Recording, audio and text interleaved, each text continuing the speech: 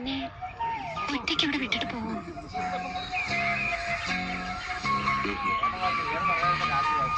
ഒന്നറിഞ്ഞേക്കൊള്ളാം സാവിത്രിക്ക് എന്റെ ഇഷ്ടമായത്. എനിക്കറിയില്ല, ഞാൻ ഓർക്കുന്നില്ല എപ്പോഴാണ് എന്റെ തുടക്കമെന്ന്. മുൻപ് ഒരിക്കലും അനുഭവമില്ലാത്തൊരു തുള്ളിച്ചാട്ടം എന്റെ മനസ്സിലുണ്ടായി. വിനു കൊണ്ടുവന്ന കുപ്പിയോളകളില്ലേ, അത് നിരത്തി ഞാൻ വിനുവിന്റെ പേര് എഴുതി. അതിൽ വെറുതെ ഉറങ്ങാൻ നോക്കിയിരുന്നു.